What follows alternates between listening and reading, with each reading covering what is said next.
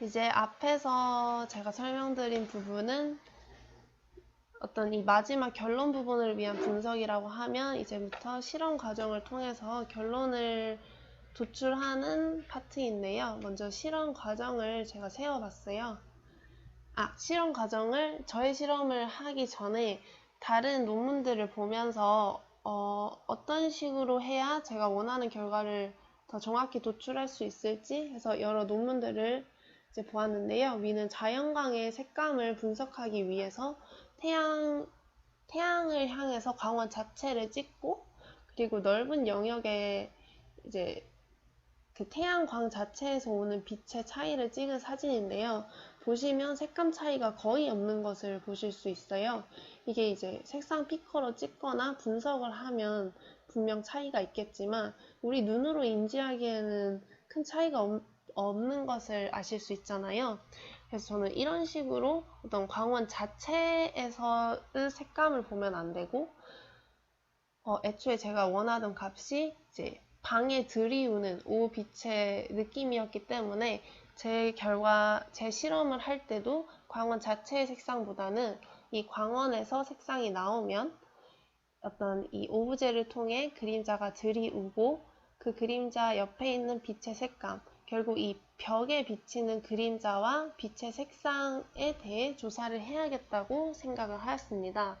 그래서 원래는 제가 지구랑 태양이랑 그 거리를 구해서 그 거리의 비율만큼 이 전등의 크기랑 해서 그걸 정확하게 하고 싶었는데 그렇게 하면 이제 이 전등이랑 이 벽지랑 그 거리가 마이너스 값이 나와버리더라고요. 태양이 워낙 크다 보니까. 그래서 이 부분은 정말 아쉽지만 좀 임의로 제가 실험을 해봤을 때 이 색감이 가장 잘 보인다고 생각되는 15cm를 떨어뜨려서 작업을 하였고요. 이 부분은 제가 이 프로젝트에서 가장 아쉬운 부분이기도 합니다. 우선 일단 보시면 그래서 제가 그 RGB 값을 조절할 수 있는 LED 램프 두 개를 구했고요. 그 다음에 이쪽에 있는 것은 그냥 시중에서 그냥 판매하는 플라스틱 전구의 느낌이고 얘는 이제 플라스틱 전구는 분리하고 천의 느낌만 가져왔습니다. 이쪽은 빛의 광원의 색감을 낼 때 이용하려고 설정을 했고요. 얘는 그림자의 색감을 재현하는데 이용을 했어요. 그리고 또 이 벽에 있는 색감을 또 분석을 해야 하잖아요. 근데 그때마다 사진을 찍으면 이 사진을 찍을 때마다 또 색상이, 그러니까 그 사진에 인지되는 색상이 다를 수 있기 때문에 그 스마트폰에 보면 이제 실시간으로 그 이미지를 트래킹해서 그 카메라 렌즈에 보이는 그 색상이 RGB 값으로 어떤 값인지 보여주는 그 스캔기가 있더라고요. 그 스캔기를 통해서 이 벽에 비추는 빛과 그림자의 값을 분석을 하였고요. 보시면 이런 식입니다. 그래서 저희가 초반에 그 RGB 3개 스펙트럼에 있는 RGB 값을 저희가 평균 값을 구했잖아요. 근데 그 값을 그냥 이용하는 게 아니라 보시면 이 벽면에 저희가 아까 구했던 RGB 값이 나올 때의 광원의 색을 구한 겁니다. 이게 사실 이렇게 말씀드리면 약간 헷갈리실 수도 있어서 다시 한번 천천히 말씀을 드릴게요. 저희가 아까 처음에 구했던 그림자와 빛의 값이 있죠. 그 값을 이 조명에 적용한 것이 아니라 이 벽면에 이 조명 빛을 통해서 이 벽면에 그림자와 빛이 생기잖아요. 이 그림자와 빛의 값이 아까 구했던 그림자와 빛의 값과 동일했을 때의 조명의 색상의 값을 구했어요. 그래서 첫 번째 색상 같은 경우에는 조명 A가 이런 색상, 조명 B가 이런 색상이 나왔습니다. 사실 그냥 이렇게 보면 굉장히 너무 초반에 구한 값이랑 동떨어진 색상이 아닌가라고 생각하실 수 있는데요.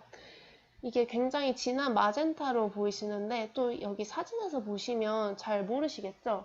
그것처럼 이게 막상 전등에서 이 값을 키면 결국은 얘는 빛의 색상이기 때문에 거의 흰색에 가까워요. 그래서 이 색감이 막 완전 마젠타 이렇게 보이지는 않고요. 어떤 강한 빛, 밝을수록 그냥 흰색에 가깝기 때문에 이렇게 컴퓨터로 보실 때는 색감이 세다고 보실 수 있는데 막상 조명으로 하면 이런 식으로 재현이 되는 빛의 값입니다. 그렇게 해서 똑같은 예로 여기도 이 지면에 아까 구한 값이 나올 때의 값을 구하면 이런 식으로 결과가 나왔고요. 이쪽도 이런 식으로 값이 나왔습니다. 여기도 아까 마젠타처럼 이 색상 자체가 굉장히 자기 주장이 강한데 보시면 그림자는 그렇게 저희가 원했던 값이 나오고 색상도 보면 어떤 파란색, 노란색으로 보이기보다는 그냥 빛, 발광하는 흰색으로 더 잘 보입니다. 그렇게 결과값을 보시면 이런 식으로 나와요. 보시면 이제 워낙 빛의 색상이다 보니까 굉장히 다 전반적으로 높은 값을 가지고 있는 것을 보시면 되고요.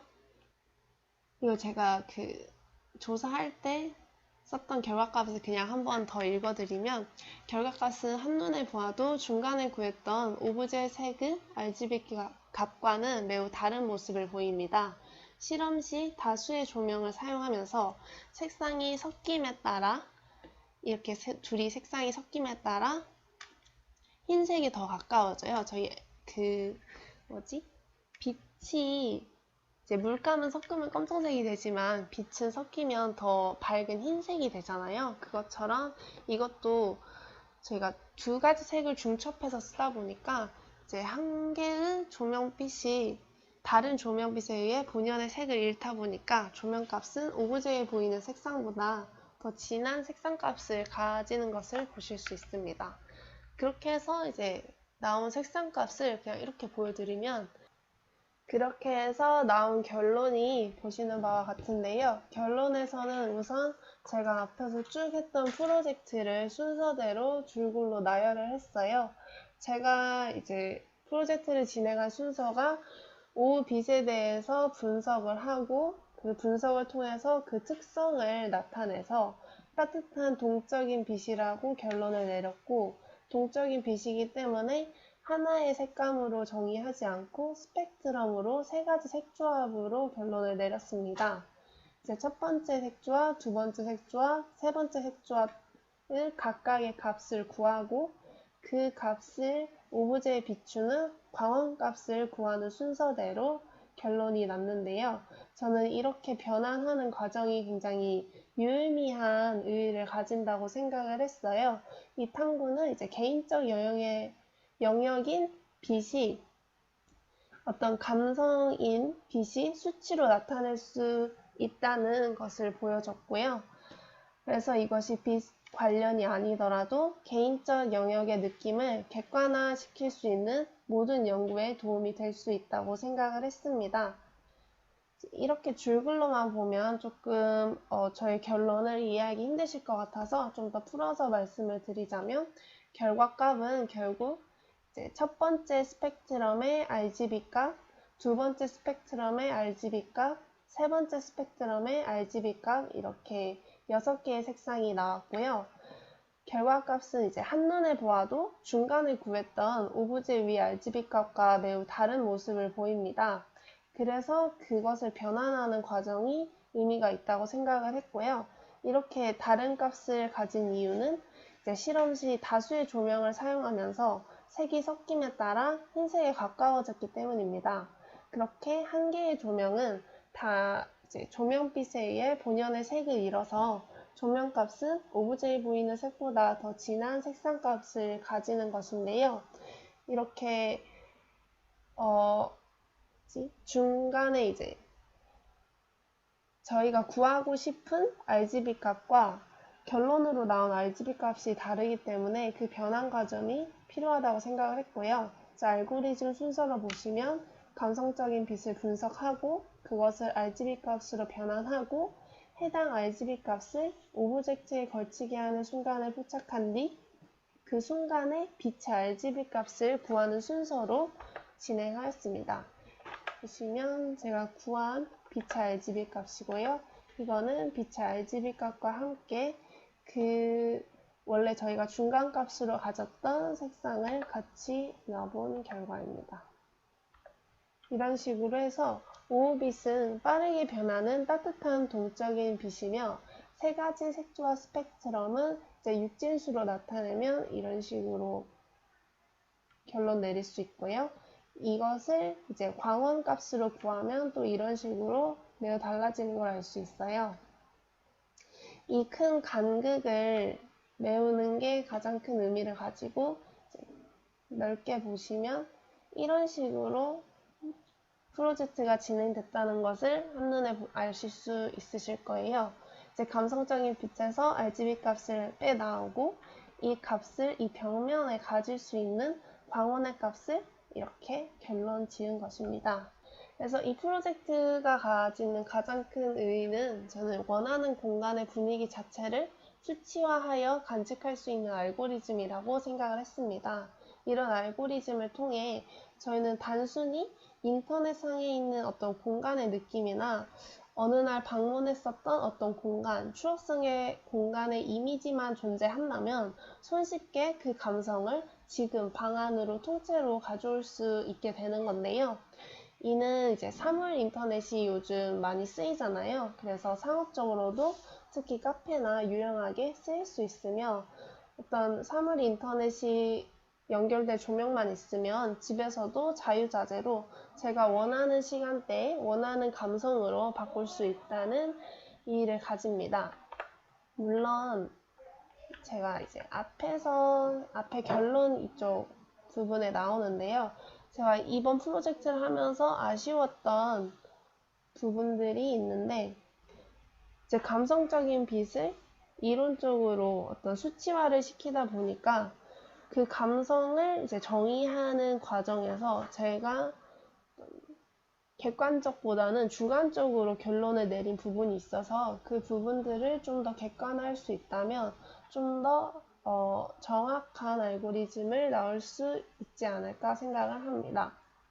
이렇게 저는 공간 속에 빛의 존재감을 다시 한번 확인할 수 있는 시간이었고요. 굉장히 하면서도 저도 재밌는 프로젝트였던 것 같습니다. 여기까지 봐주셔서 감사하고요.